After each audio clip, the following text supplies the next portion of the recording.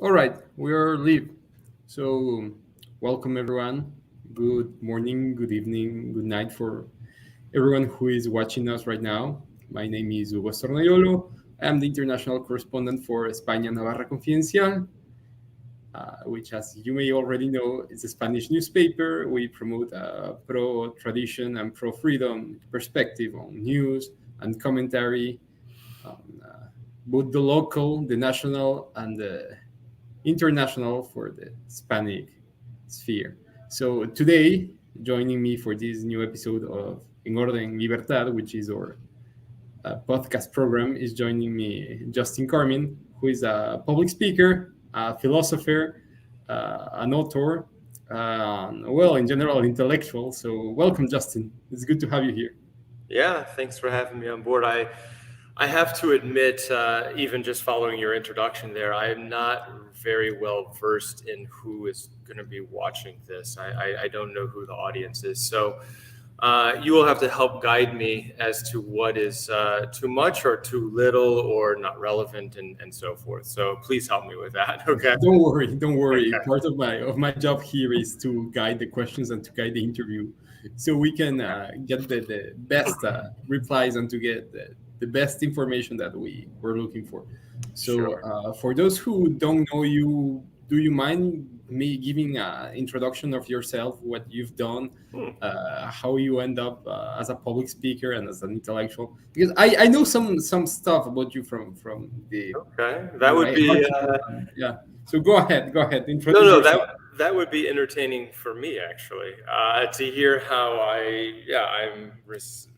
what my reception is and how people might view me from the outside. So yeah, you can go ahead and introduce me. That's fine. All right. So what I know about you is that you used to be a product designer at Lego some time ago, and that somehow you became interested in philosophy. You began to work and speak as a public intellectual. You wrote a book, and now you're involved in politics, in local politics in Chicago, as far as I can tell. Mhm. So, if you could add more info to that, because like, how does one guy begins at Lego, designing the face of the Lego figures, and Sure. ends up working in political platforms? Yeah, that's interesting that you've gathered all of that about me because that is the helicopter narrative of my last 15 years, let's say. So, I've always liked world building is a phrase. It may even stem all the way back to, the philosopher Martin Heiddeger and disclosing the world and kind of building a world. And I think that, Lego movies, part of the history you haven't mentioned is even before Lego, I was billing myself in the comic book industry and having a semi-successful career there as an illustrator. Whereas another platform where you can build a world and immerse your reader and yourself in this quite novel thinking space, which should allow you to kind of encounter the world afresh and anew and kind of see a different perspective. I enjoy all of that.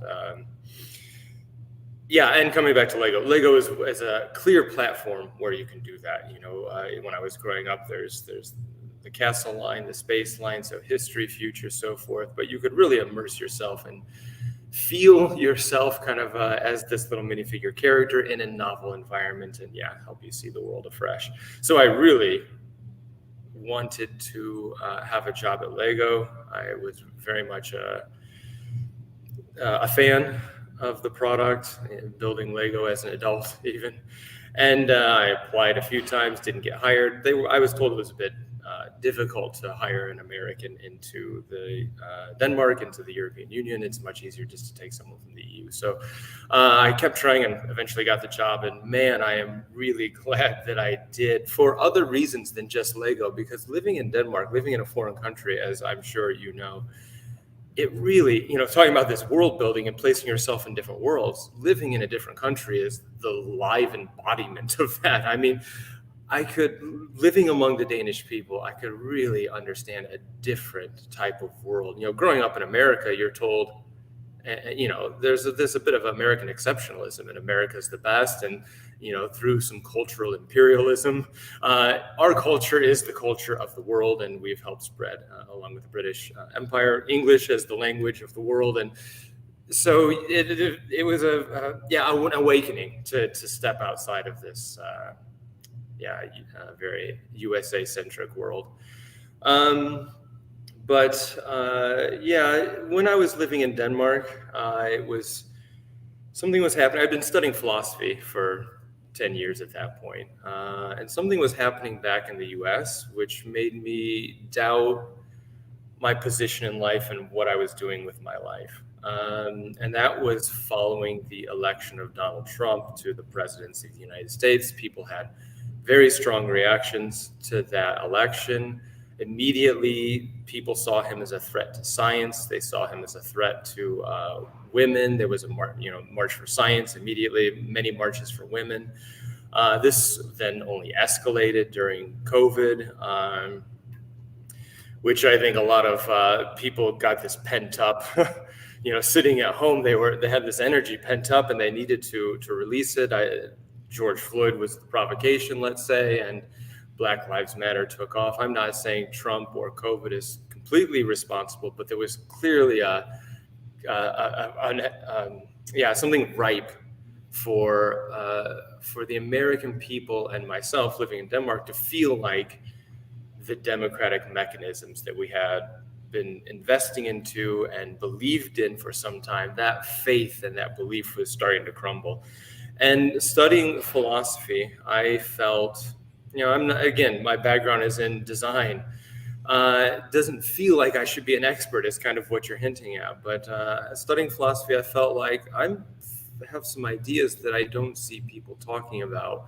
And at that point, I decided I needed some space. I needed to carve out some free space where I could dwell in these thoughts. And leaving Lego and giving myself some time to write a book was, I think, the necessary thing that I needed in my life. So, writing a book is not about making money for me. It's not about making a product that you can sell. It's a research project, right? You have questions and you want them answered, and you feel that you're kind of the only one who is able to coalesce all the ideas and all of the influences you have and then articulate it into a book. And I needed that space. And it was a really good move. My philosophy and my way to interpret the world really, became manifest during this period. It took two or 2.5 years, I think, it took to write a book. So, and then, you mentioned Chicago, and I thought that. Well, theory is all good, of course, and you need to have your theory in order. You need to understand how to articulate yourself and where your thoughts are coming from and the history and lineages of your thought. All of that is great. But ultimately, I think that theory can only take you so far. And I see a lot of people, doing chats like this and on YouTube, very popular phenomena, of course, with COVID. It was the platform that we had. In many countries. So there was a lot of talk happening, but I really wanted to make a move to becoming political. And there was a bit of just personal life choices together with my wife about where is it. It was definitely for me the US, it wasn't Denmark. Those are not my people. For me, it opened my eyes to the world, but my people are Americans. And if I'm to make suggestions, political suggestions to a people, it needs to be my people. This is how I felt. Some people may disagree, but it was a very personal thing. And I felt it needed to be a big city where there was potential for some kind of critical mass for something to actually happen. I'm from Indiana, northern Indiana in the States originally. But, in a more rural area, I'm not sure that was the exact platform that I was looking for, the correct political canvas, I should say, that I'm looking for. I wanted a critical mass of people, intellectual thinkers. We chose Chicago, so that's where I'm at now. And fine choice so far. Well, so I can reflect myself in some of the things you said, given that, I'm fairly young still, but I also moved from my country to another one. I haven't really felt that difference and that whole process of word building, because my country it has, at least at the surface level, a very Catholic culture. I come from Ecuador. My parents are Italian. So Catholicism, at least culturally, is very rooted in my identity. And then I came to a similarly Catholic country, Poland. And so far, the only difference I've seen is that some things work here in Poland, and the same things don't work in Latin America. So maybe there's a way that, or maybe it's the people, or maybe it's just the circumstances that make things, especially politically, economically, work in one place or the other, even if they have very similar culture. So that for one. Second, well, I also wrote a book myself a few months ago, actually like a year ago or something. It's also available on YouTube. So I do get your whole writing process, which is difficult in the sense that you need to do research, you need to make sense of the ideas you have, you need to like get get them aligned towards a final goal that you're trying to explain or you're trying to promote. So it is definitely a process, and it is definitely something that it takes time, and not many people can do it. So it's at least when I was reading your book and checking, it was like seeing the whole thought process of someone who really had something very clearly in his mind, but trying to put it in words and trying to put it in a logical way for others to understand. It is way different than having an idea and to keep it to yourself. It takes time and it takes energy to make it understandable for others. So I get your whole book writing process as well. Mm-hmm. And finally, for politics, well, I'm kind of semi-retired from politics these days because I cannot really engage in politics in my country. So I'm mostly trying to learn. And well, I think that was also something that influenced you when you were working in Denmark, trying to see the Danish society, trying to see the whole world building process at Lego. It influenced the way that you wanted to have a platform in the United States. And it's pretty much the same that I'm trying to do here in Poland, trying to understand what makes Poland somehow work in similar circumstances and in similar contingencies as the rest of other countries that have a similar culture, like in Latin America. So for now, politics is more of a hobby, and even more of an intellectual hobby than not an actual practice in my case. But I completely get it. Now back to point. Oops. Yeah, I need some light. All right. So back to point. You wrote a book, and we were talking about this a little bit. This book, which I currently have a copy at my hands, How to Nurture Truth and Authenticity.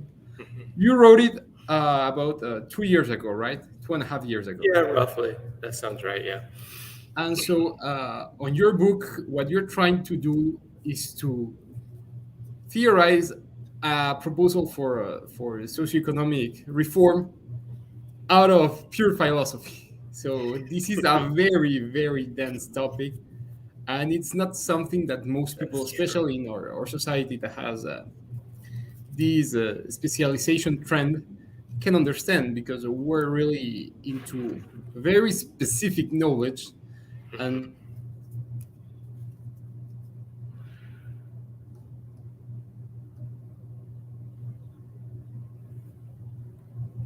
people tend to and they have forgotten some of the basic stuff in which all knowledge and all political reform and all thought is based, which is a basic philosophy.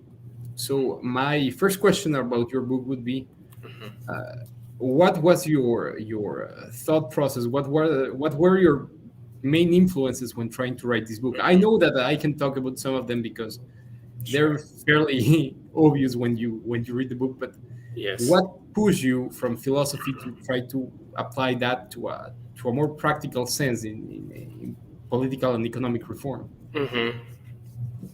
Yeah, I hope I don't break up. You broke up for me just a second there, so let's hope that this works. But yeah, as I said, when I noticed what was happening with the Trump election and the reaction to Trump, I was called to my studies of Martin Heiddeger. I think I've already mentioned him once, but he is the primary thinker who felt like he had answers to what was going on in the States for me. And it only recently, when I carved out that time for me to write a book, I didn't know exactly what I was trying to say, as you've kind of already articulated, and I didn't understand even what frame of thinking I needed to be in.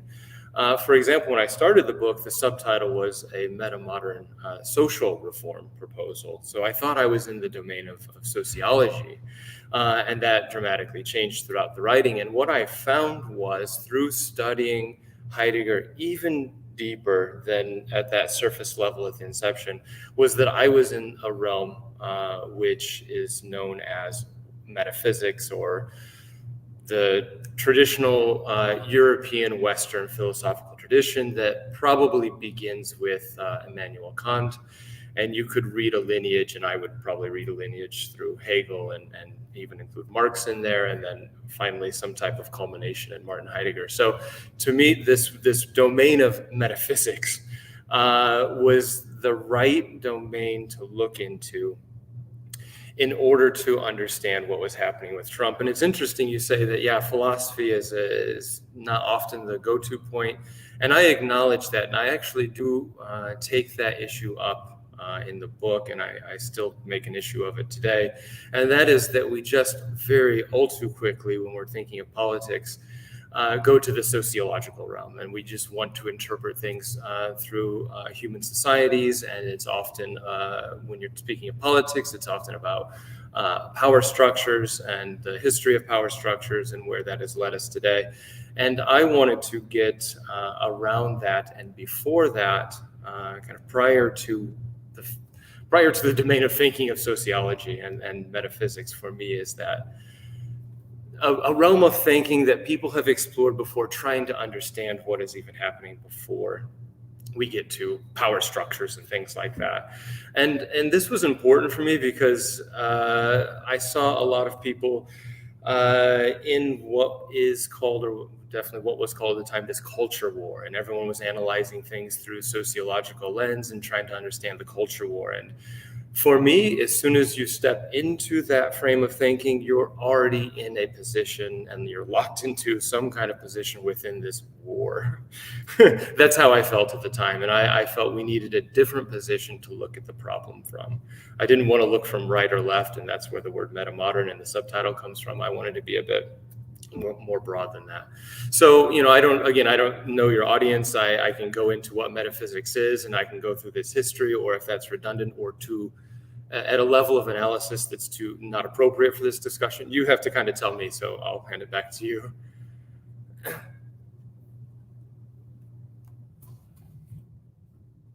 It would be fine in general, but I'm going to guide it toward very specific topics because, first of all, for those who have read your book, Heiddeger is really one of the main influences in general, your whole theory, especially his idea of the Dasein, the pure being, or the being in time.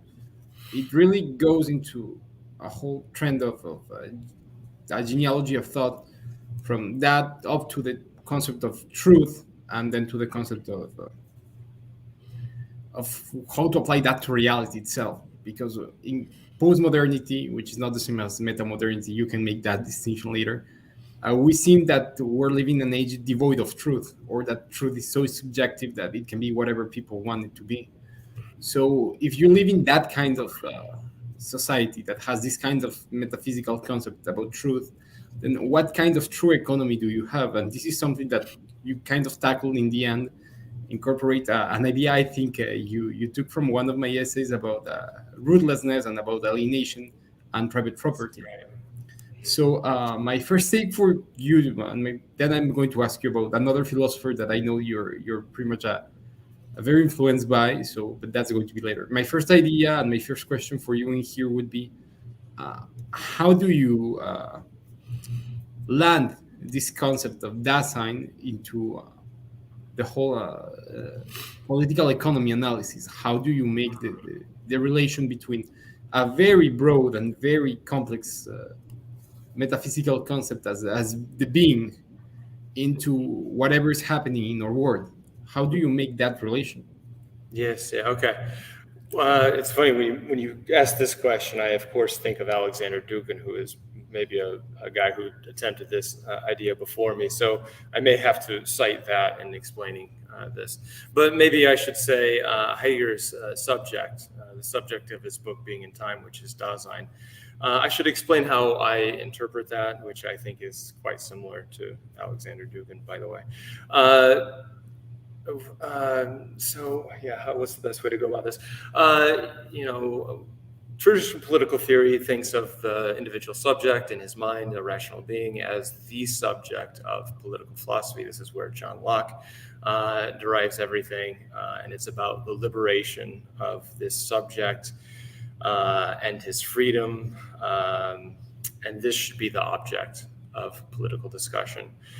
But Heiddeger is taking a different approach when he's looking at the subject of the very being of the world, and that is, what he calls Dasein, being there, which is something which is occurring before we get to that rational mind. And I understand it as a very anthropological subject. He's looking at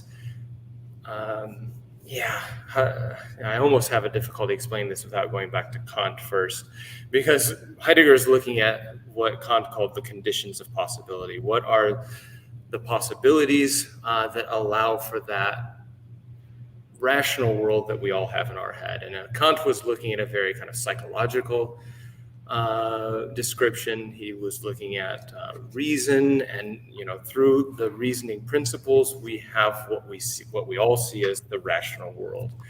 But Heiddeger, coming back to Heiddeger, now that explaining that, his conditions of possibility are prior to this rationality that's happening in the mind.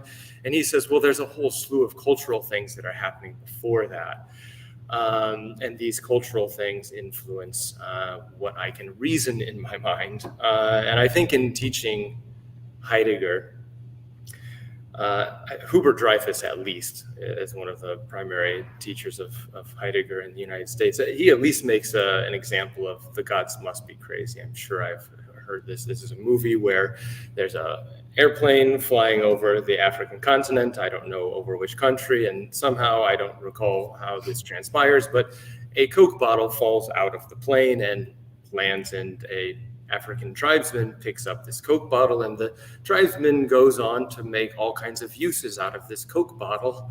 But none of them are the types of uses that we would use in the modern Western world that we know a Coke bottle to be, whereas we drink from it, we recycle it, and so forth. He was using it as whatever made sense in his world. So Dasein is a set of possibilities that are provided by kind of the culture that you live in. This is not entirely true, but for the sake of explanation, this is how I would do this. It's a very anthropological type of explanation. And now maybe here is where based on the way you frame the question, I would come to Alexander Dugin, because he is a Russian political theorist who has announced something called fourth political theory, where he has acknowledged as much as what I have just explained, saying, well, liberalism had its subject. It was John Locke's self. Marx had his subject, which could either be the state coming off of Hegel, or it could be the working class. That could be debated, but that was, for me, it's clearly the class, which is the subject of his political theory. And Dugin proposes a fourth political theory. And then I forgot to mention the third, which would be National Socialism, which of course takes the ethnic or nation as the subject to be treated in political activity. Dugin says it should be Dasein.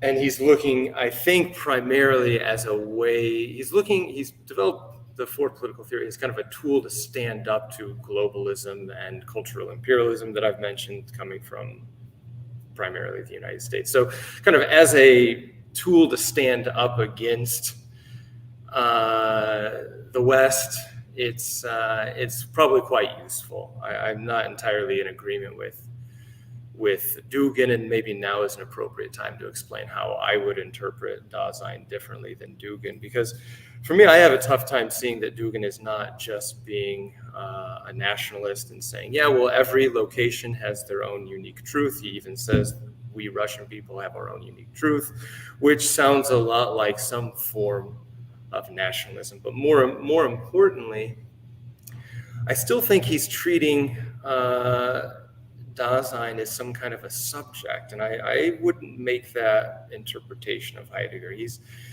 kind of being an anthropologist in the traditional sense of, well, the States has their Dasein, the Russians have their Dasein, so they all have their own subjectivity that we're all living in, and I wouldn't necessarily interpret it that way. That's too much of this helicopter perspective of this sociologist that is making interpretations about the world generally, but not sitting in any particular subjectivity himself.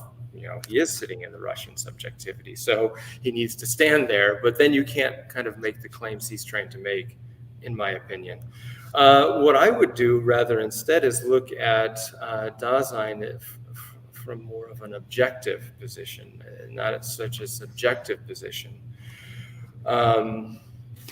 And when you do that, you're really sitting in your own subjectivity and not being a sociologist at all. You're really directing your attention to the object lying outside of you, and you're not going to make political prescriptions like Dugin is doing when you do that.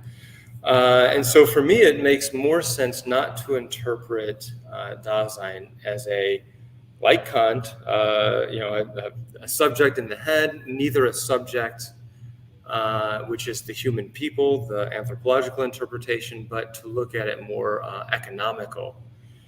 And when you do this, and this is why I switched from sociology in the subtitle to economy later through the development, I only encountered this halfway through writing the book. Because when you do that, here's how I would explain this. When I'm taking my dog for a walk, my dog is there helping disclose the world to me in a kind of a language, a body language. We have to be in a discourse together. Martin Heiddeger uses the word discourse.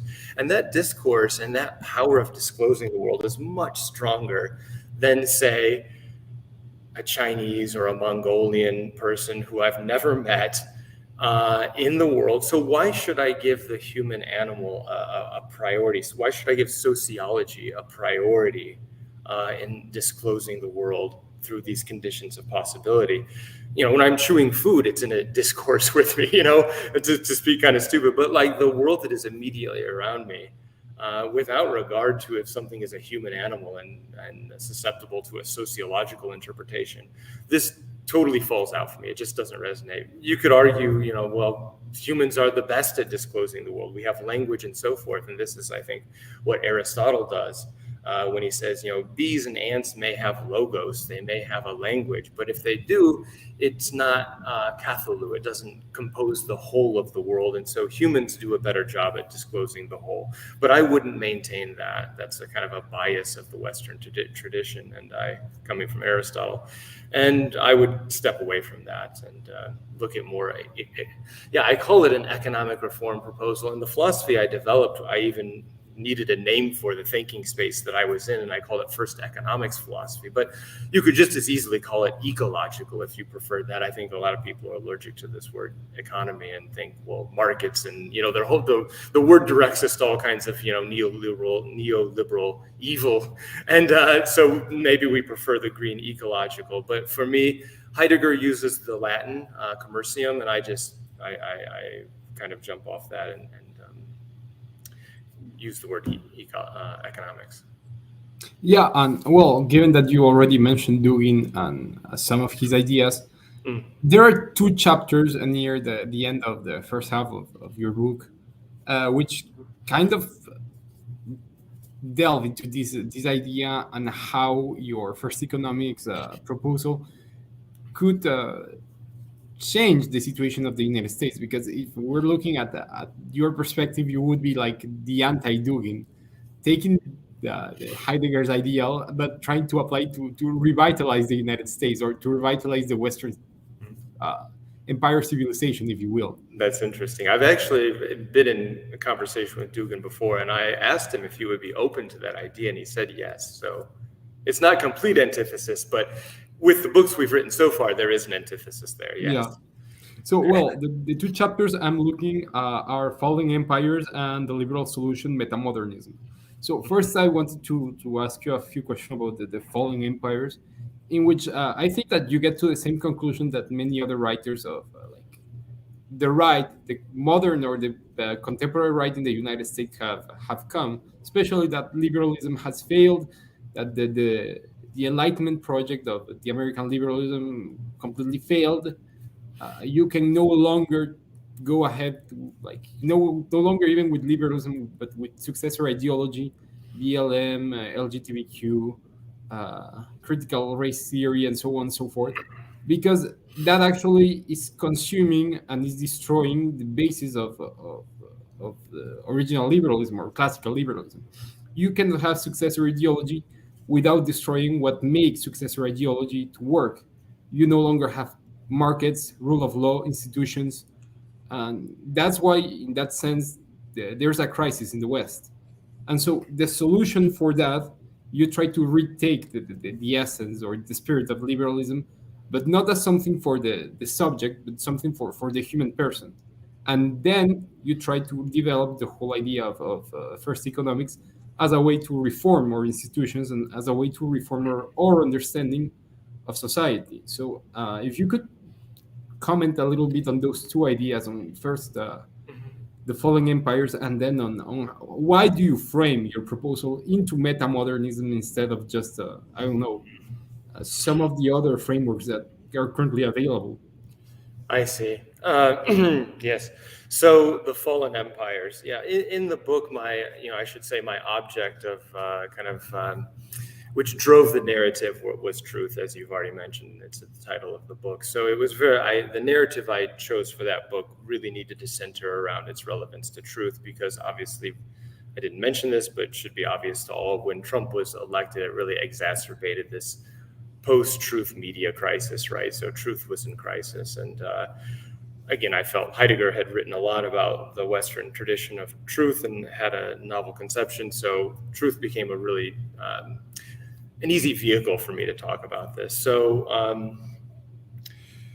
when I was talking about the fallen empires, it was really, in essence, I don't use this language in the book, but a critique of technocracy, or this kind of liberal industrialization. That is a term I do use in the book, because the idea was to liberate the human individual. To do that on a mass scale, we needed to industrialize, and that then produced the technocrat. And, this kind of factual-based truth that the technocrat deals in had lost its power.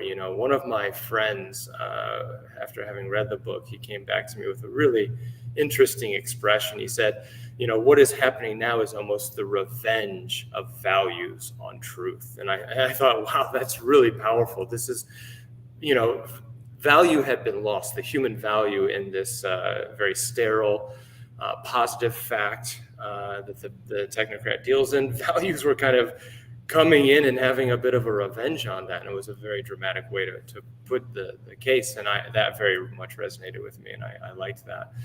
So that's the fallen empires is basically that. I go into much more detail with Latin and Greek words in order to analyze the history of truth through the Western tradition.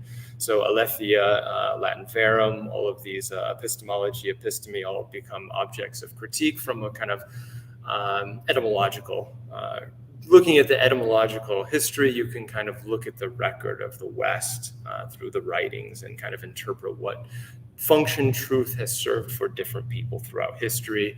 And I conclude, as you say, the first part of the book with this fallen empire, saying the function that truth is serving now just doesn't work. And it's, I think in the book, I trace the history back to Descartes and the positivism.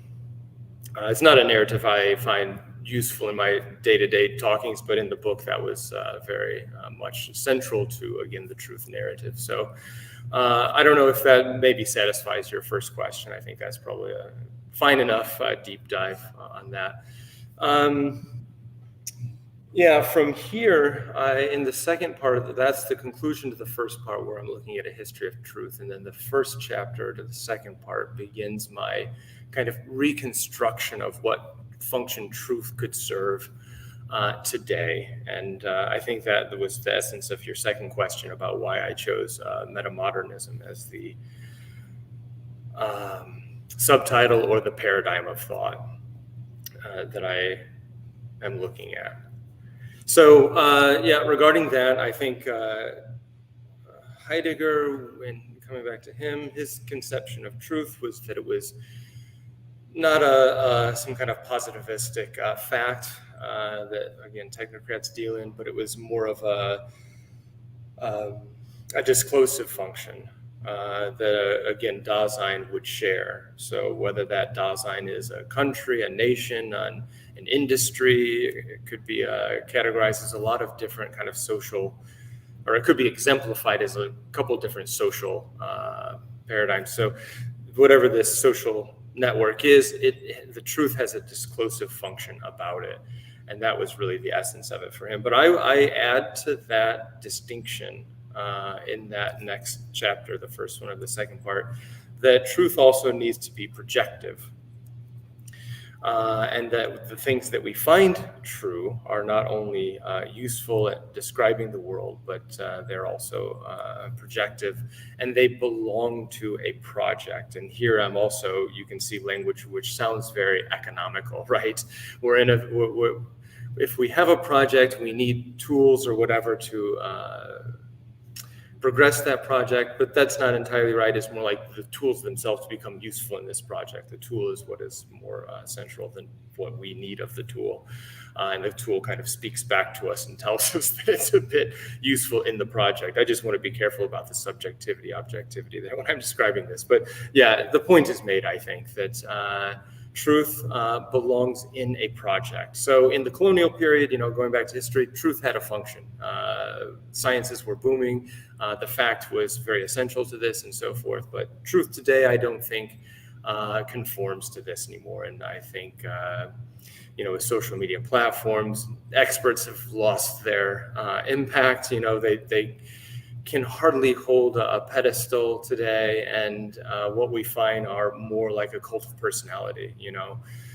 Tucker Carlson isn't really an expert, but man, he really helps disclose the world in a way that I like. For example, I'm not saying that's entirely true, but Russell Brand, you pick your character, and we just a bit have fallen into again, the revenge of values over facts, right? It's a fine way of framing it. So. But that doesn't quite hit on the metamodern question. So I don't know if people are familiar with metamodern theory. It's, I don't think, very widespread, and it's maybe not even solidified as to what it means. But for me, I can tell you what it means to me. The modern paradigm is about kind of epitomized by the colonial period and Enlightenment, and it's about building and constructing institutions and structures that can scale, right? So formulating the founding fathers, setting up our democratic mechanisms. It's even curating, an English dictionary, for example. We're kind of setting the bounds and making those bounds as kind of universal as possible and kind of almost totalitarian as possible. And then, the postmodern critique acknowledges that when you build these institutions, people are marginalized. The individual is marginalized. It doesn't have to be usually when people use the word marginalization, they refer to an ethnic group or something like that, or the second sex or something like this. But basically, in essence, the individual is kind of lost in this project of totalizing the world. And in the book, I even talk about the project to, colonize space and go to the moon. And I'm not the first one to critique this, but it's just like the modern project doesn't stop until all of nature and all of humanity has succumbed to its project, right? It's very totalitarian. And I think liberalism and I think communism and I guess what the National Socialists were doing in Germany were all very modern because they're all very imperialistic, in my opinion. And again, coming back to Dugan, I guess we all agree on that. So the postmodern critique says, but this just leaves us abandoned. You used the word rootlessness. I think this is a symptom of this also. The question of where do I, the individual, where do I belong in this massive machinery of laws? If we come back to John Locke, the reason machine of the state, like it's very detached from maybe where European people were at during tradesmiths and things like that. Like if I'm the only goldsmith in town or the only cobbler in town, I know my purpose in the world. Like if I'm not here, people's shoes won't get fixed. It's you're very rooted in a place. You know what your destiny is. You know what you're good at. And I think today that feeling is a bit lost, and it's what probably also motivated the construction of my book. This was me trying to activate what place do I have in this. So I write a book, and that becomes my place for the time, for the period of writing the book, right? At least I know where I stand.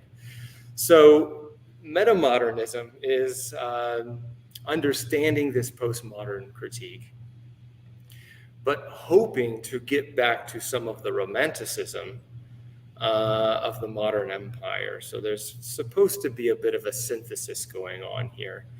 And romantic aesthetics is something that very much inspires me, whereas the critical aesthetics don't.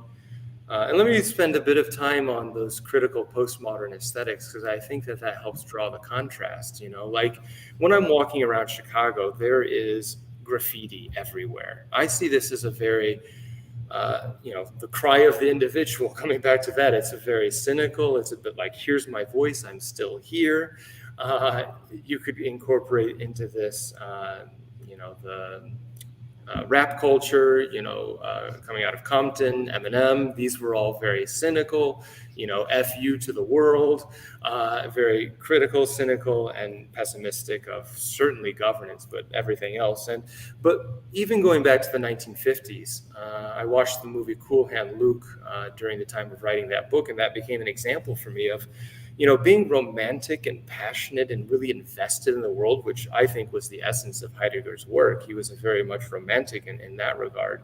Cool Hand Luke, going all the way back to the 1950s, epitomized this idea that culture was saying, no, it's not cool to be passionate. It's cool, or it's not good to be passionate. It's good to be cool and not passionate. And all this rap music I've mentioned epitomizes this. And even in like the male and female courtship and things like that, the cool guy is the guy everybody wants. It was only until the nerd, where he like overcame with passion, he was so nerdy, had a bit of return there. Other than that, we all want like this cool guy who's really not affected by the stimuli of life. He's really his own little world. But at the same time, that's being detached from the world. And I'm sure that this is what Heidegger was getting at, and one reason he resonated with me from the very first few pages of reading Being in Time. I'm sure that this is what resonated with me. I'm very much romantic. So metamodernism. I believe that Heidegger must be the philosopher of metamodern metaphysics for sure, if it's not me. I don't know if Dugan belongs here, but I think that this return to passion in a more robust form of life is certainly the way we have to go. Well, that's for sure. And taking aside a little bit of Heidegger as the modern romantic and his influence both for good and bad, for both creation and destruction, I think that we can see that his ideas are also influential into other ways of thinking. And I'm going to try to take some of the influences that I saw in your book and I see in your thinking. And one that comes very much, it might be somewhat subtle for those who don't really know about this, is integral theory and the work of Bonita Roy, which it's obvious in your book, and especially about the objective subjective distinction, which in postmodernity becomes kind of blurry in general, because you don't get to distinguish what is the object of society or what is the subject of society, and where one begins and the other ends. And that's why you have all of these kind of mixes and all of these kind of complexity situations in which you don't really understand what is going on and what are the consequences. One of the other influences that I'm, maybe this is more naive, and I think that we exchanged these ideas like a long time ago, and that is Ortega y Gasset, the Spanish philosopher and the father of rational vitalism. What's the vital reason of what you're doing? And this is very related to Heidegger's idea of being in time. What is the exact reason, or what is the truth in your existence in that very moment? And finally, well, there's also pre-Heideggerian influences such as Hegel in the thesis, antithesis, synthesis stuff. But Yes. one final one that I can think of is, well, it really depends on how to look, and that's why I'm going to go to one of the last chapters of your book, and that is the drawing new definitions for governance. And that could be Richard Weaver, who is a conservative, tries to do this genealogy of ideas, and how we ended up in modernity, in which we no longer have a true conception of things like private property or institutions, so we can defend them. So, I mean, in your book, these influences are subtle, not that much as with Bonita Roy and with the integral theory, which I think you can talk a lot about it. But the other ones are subtle, and that is because maybe they were like coincidental, if you will. So if you could explain a little bit more about these additional influences to Heidegger, I would be really grateful. Yes. I'm glad that we're going to skip over Hegel, because I think he is important to the thinking space of first economics philosophy that I've carved out. And I just want to say a bit of a note about that before proceeding to your question, because I feel like I've learned all that I can from Heidegger and Dugin and Bonita Roy and some of the other names we've now mentioned. But if this thinking space that I've carved out, if it's to make any theoretical advancements, I do think it's going to come when dwelling in Hegel. And that is kind of where I'm at myself at the moment, if I'm to develop the theoretical side. So I don't know, I just wanted to say that. I know that Hegel is a bit trendy in academic circles, and I hate to kind of follow the trend. But I think the difference when I say that is that most Hegelians are coming from the Marxist tradition and trying to re-understand how Marx could be used in the metaphysical discussion, not just the economic or political discussion. Whereas I'm dramatically influenced by Heidegger, obviously. So Hegel is important, yes, but I think only once you've passed through Heidegger, which is interesting because, you know, according to the calendar, Hegel would come first and then Heidegger. But I really think in the development of this thinking space I'm in, you need to do kind of a non-linear history and pass through Heidegger before you get to the novelty of Hegel. Anyway, let's not talk about Bonita Roy, who you're correct, was a big influence for me at the time. But I like that you've gotten to the concrete political prescriptions of the book, because that was important for me, that I wasn't just going to do theory. You know, often you read these academic texts and they open the paradigm of thought, but they don't have any answers. And maybe that's enjoyable for the reader to then finish the thought in their head. But I actually don't think that's what usually happens.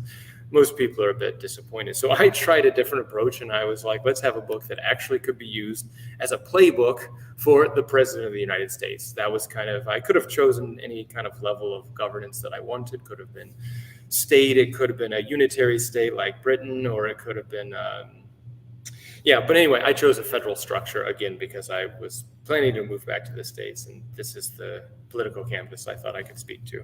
So, what I deduced throughout the development of the book was that we have a very narrow conception of governance today, which is almost exclusively, and even if you pick an antithesis to liberalism, it's still kind of in relation to liberalism in some way, even if you're an antithesis, which set up governance as, from what I articulate in the book, it's a law, right? Law is supposed to then be the fallback mechanism for when there is a dispute, when we need boundaries set in stone. We write law based on reason, and this is then the whole of governance, which then is supposed to, it's called liberalism for a reason, to liberate the human animal into its economy. So you notice a distinction between economy and law. Those two things are kind of not in the same realm anymore, according to liberalism. So I needed to set up some words and some terminology. So I called this kind of governance that we think of today as governance as law.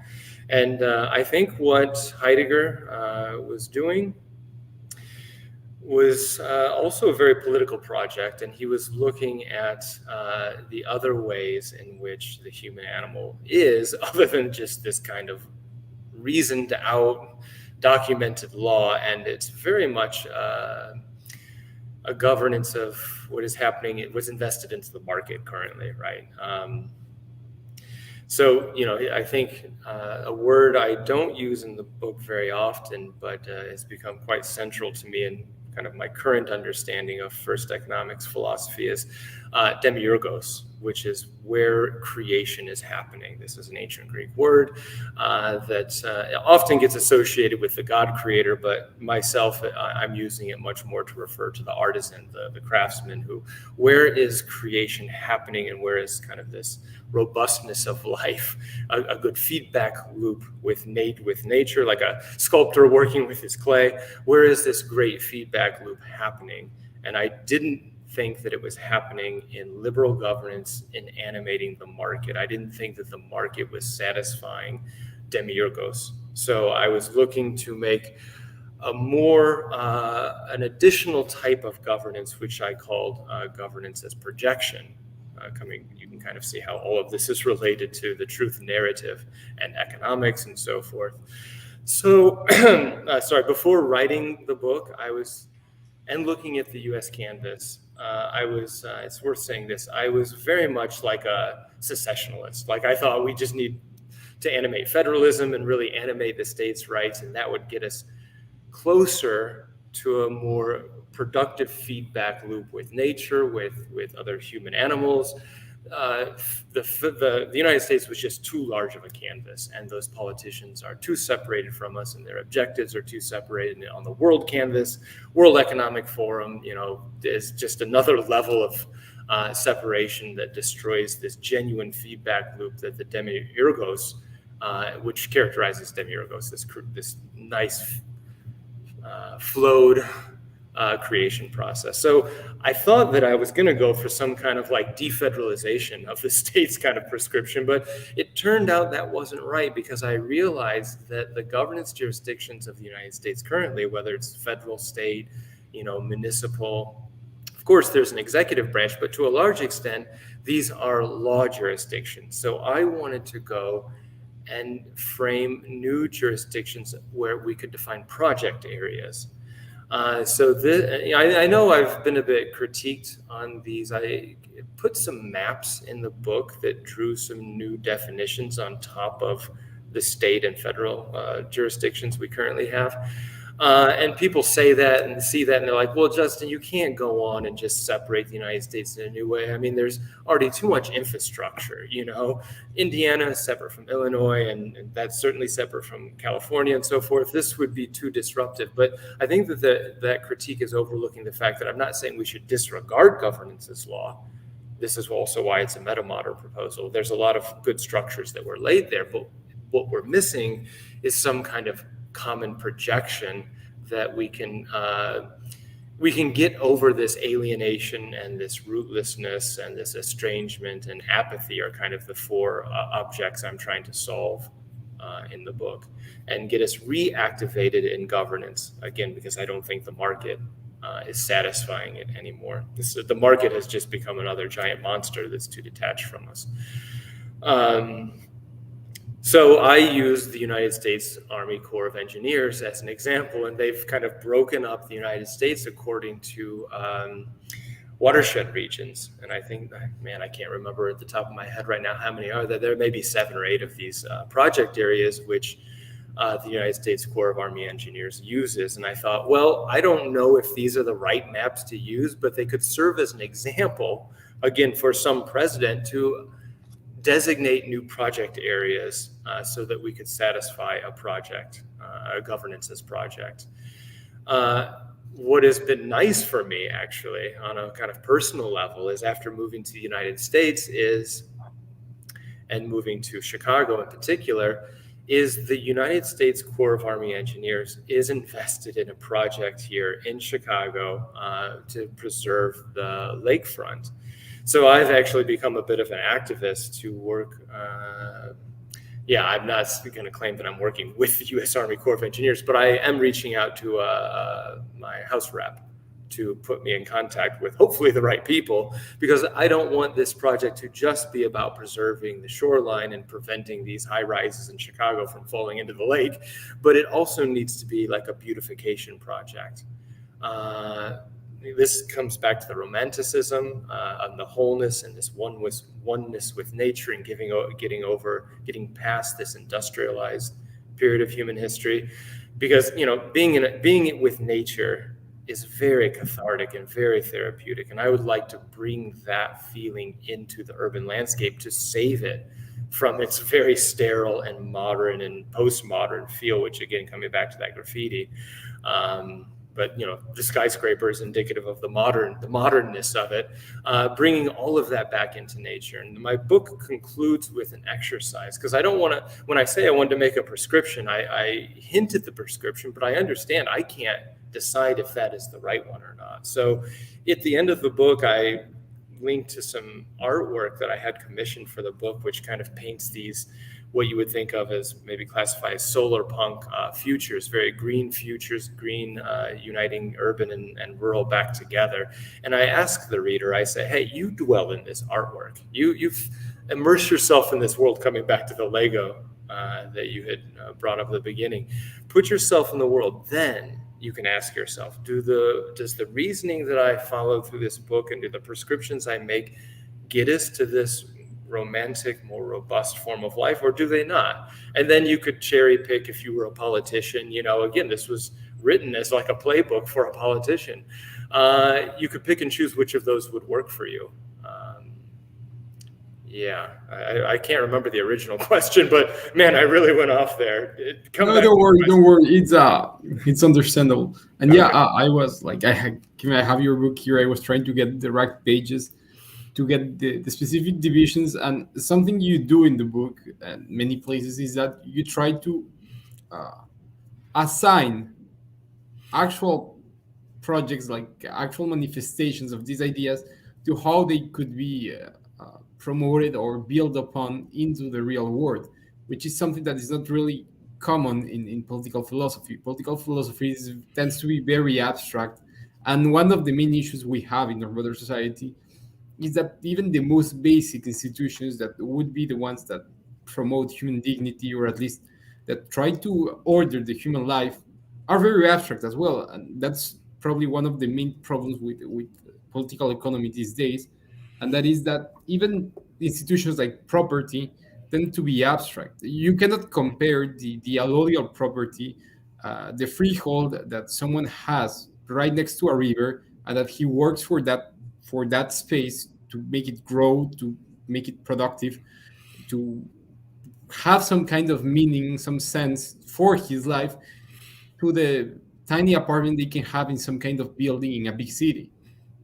One is very more real than the other, that is very abstract. Yes. So in that sense, part of the proposals you have in your book is, especially, I was going to go into that last one part, but you already talked about like the solar punk concept art. That is how to regain that kind of sense of real property. And for those who do not know this, in law, as a trained lawyer, I know the difference, but this tends to be quite esoteric, same as with the Miurgo's designation, that there's a difference between real property, that is land, and property as a title, that is the property title, the property contract you have for something, which sometimes you cannot even see in your life. And part of the problem of modernity that would be resolved with metamodernism is how to return to that truth of being actually in the place in which you're living, and to have some sense of connection, to have some sense of relation to the things that make you live, and that give you some kind of humanity. Because as the rate we're going in post-modernity, we're beginning to lose our humanity, and you're already seeing that trending in some of the current ways we're being pushed forward. Transhumanism, the whole agenda that is promoted by the World Economic Forum. You live in the pod and eat the box. Even you see that in less futuristic forms of transhumanism, such as the transgender ideology and all of that. And that is, I mean, to what extent we're losing our touch with reality and with truth, especially if we're not even in the right, we're not even spaced in the right place. We do not know where do we belong in the place we're currently standing. And so part of your proposal in the end was, if we need to return to some kind of reality, to some kind of truth for political governance, we need to return to that kind of understanding of where we are and how nature is related to our situation. Because part of, like, and I'm going to take some ideas from Heiddeger here back as well. Heiddeger has this conception of technology as something that is kind of somewhat at odds, but at the same time in control of the human subject. So it is later work for relate sure. that? How do you relate that Heideggerian idea of technology with the whole postmodern process, and with your metamodern proposal? Yeah, it's interesting about this technology. I only learned later, after finishing the book, that he was very critical of this idea of going to the moon. He was still alive during this period. I think he died in 1976. And it was really like I had tingles on the back of my neck. I thought, gee, I didn't know this, but some of the things I was already hinting at in the very first half of the book were things E.F. Schumacher, for example, Heiddeger. They were all very critical of this idea of going to the moon. And I thought, wow, it's such an icon of modernity, right? That U.S. flag standing on the moon. I mean, that is like the epitome where we are doing it. We are conquering nature. And I just felt that was off. And then to find out these thinkers, who are generally regarded as some quite good intellectuals, had also had those same thoughts. I had a bit of a affirmation kind of myself. So that was cool. But regarding technicity, I think is the word that Heiddeger is using to describe man's relationship to nature. It is an interesting one when you're talking about things like post-humanism and so forth. And it's something I have had to dwell in a bit, because a lot of Heidegger's examples are very primitive, and obviously he spent a lot of time in the Greek world, using the Greeks as a way to transport himself out of this modern world he was living in. I don't know if postmodernity had yet quite blossomed, but I guess Kafka had already been writing, so there was already a bit of critique of modern way of life at that time. But anyways, he was even using it to escape modernity and go back to even a pagan world in order to make some prescriptions. So yeah, it is very atavistic sometimes, his examples. I think in building dwelling thinking, he uses the Black Forest farmhouse as an example of where location, and this is his move away from subjectivity, I think, and treating the human animal with some kind of priority. He says the location is what draws the oneness of the world. So it draws out humanity, it draws out divinity, it draws out our mortality, it draws out the very being of the world. So he is making a move from subjectivity to more what I would call an objective philosophy, maybe even a more pagan philosophy. I don't know, where the object takes precedence and the location takes precedence. And he is using examples to make that case through very, again, atavistic types of like the Black Forest farmhouse.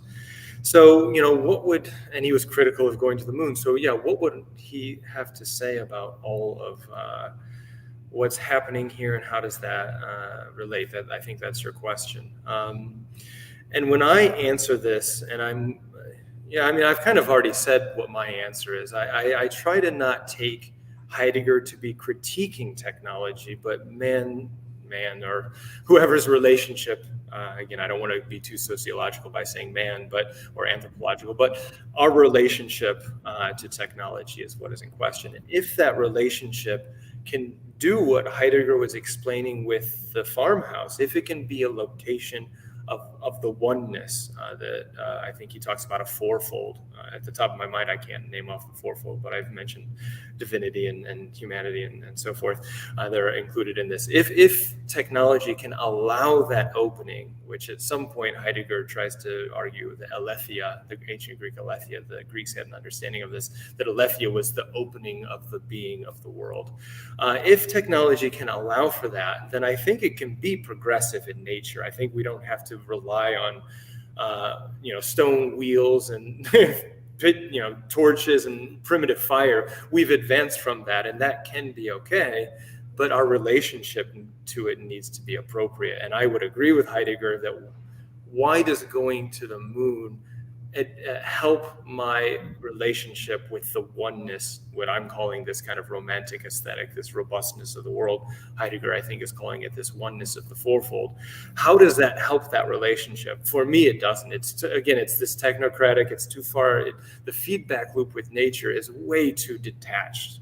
And I don't want to be detached from nature by, I have a lot of friends who think that I don't talk to a lot of them anymore, but at least in the 2000s, there was this Facebook group called I Fucking Love Science or something like that. It's not as popular anymore, but they thought that by liking science, you would be all the intellectual and you'd be the right one over the conservative who is, sitting in the Appalachians who eventually voted for Trump. But you were the right person and they were the wrong person based on intellect, right?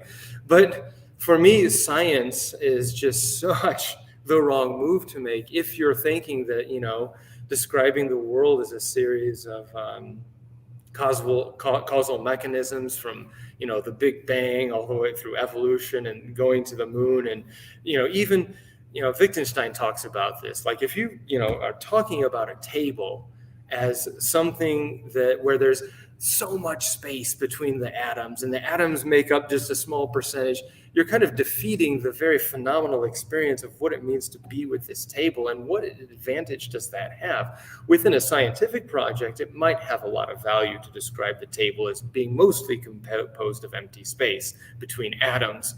But in the real robustness of life, the real political, where politics becomes interesting, that's of very little use. And I don't know, I've said a lot of critique about science in your question about technology, but I'm just trying to make the case that from my understanding, I think coming back to Dugan, he doesn't understand as I do on this case.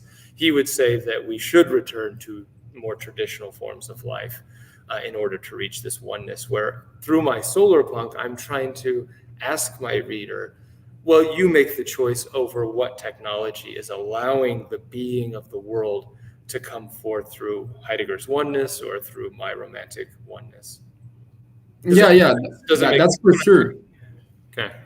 That's for sure. I mean, and this is something when I was reading your book, and especially considering all of the solar punk elements, I was thinking, all right, I mean, you have similar ideas, at least in other political theories that were not that well taken back in the day, like G.K. Chesterton and in Hilaire Belloc's distributism, which were very much into the whole farm idea.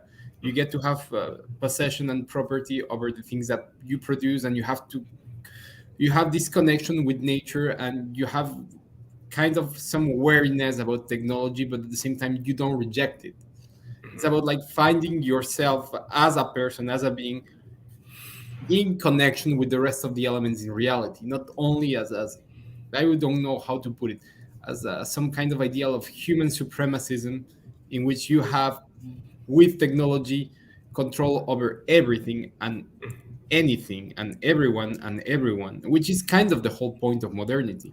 I would. Modernity all began with the idea of, if we're exceptional and we can create technology beyond our possibilities, then we need to impose that technology, and we need to impose ourselves into the rest, into reality itself, to assert that supremacy we have as human beings, which is even contrary to classical conceptions of personhood and humanhood. I wouldn't talk only about the Christian conception, which is pretty much the most common, the whole Imago Dei thing, but also to pagan ones.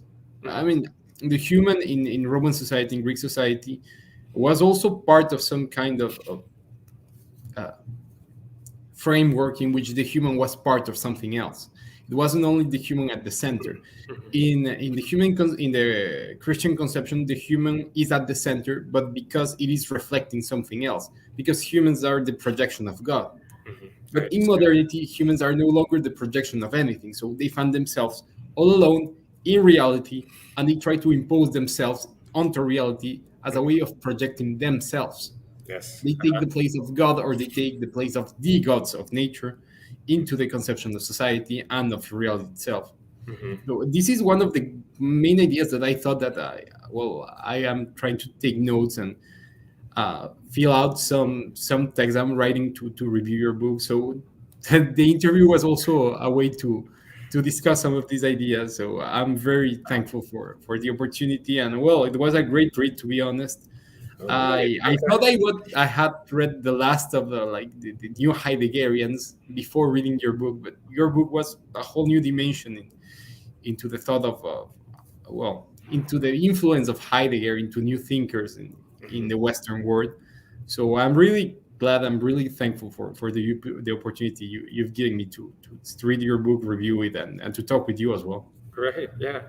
And it's interesting that you asked me to do this interview. I don't do a lot of these interviews. I'm not a salesman. Like, I'm more of I wanted to open a space, think about it, write it. I did find a publisher because, again, this was supposed to be kind of a playbook for future politicians. But so it needed to be public. It wasn't just a private thing for me in its very essence. But at the same time, you asking me to do an interview like this I found it valuable, even though I'm not just here to sell a book. I'm not that character, because, and this was novel for me. So, and I wanted to thank you for this, because it gave me an opportunity. I had to prepare a bit for this. I had to think about, well, what is first economics philosophy? Where does it stand today? Because world events are happening, personal events are happening, and philosophy is an evolving thing. And like I mentioned about Hegel, it has the opportunity, when put in certain places, to keep growing. And this was almost like a snapshot for me, the yesterday in preparing for the interview, to say, yeah, where does this philosophy stand today? So I really got a lot of value out of that. Thanks for that opportunity. Well, so once again, I would like to thank you very much. It's almost time. I usually try to do these interviews only 1 hour, because that's the amount of time that people tend to be very, very engaged into some video, or at least that they put it into some background noise. So I think that it's time. Once again, thank you. For anyone who wants to read Justin's book, it's currently available on Amazon and on the Manticore Press website. Name is called How to Nurture Truth and Authenticity. Subtitle is A Metamodern Economic Reform Proposal. So please go check it out. And thank you, Justin, as well. We'll keep in touch. I have plenty of ideas to engage with you about this book, and especially about what I think would be some kind of naive influences that I realize, and probably my review of your book is going to delve way more into these influences that are very subtle in general, because I don't think that maybe you were aware of those. So it's possible. It is a great book in general, because it really gets to some ideas that other thinkers have already had back in the day. But this is the first one, I think, that comes from a very different place and gets to the same point, which maybe it's one of the reasons of knowledge. Knowledge is pretty much the same substance. It just happens that everyone is navigating through different paths, like a very vast ocean. I know what you mean. Yeah.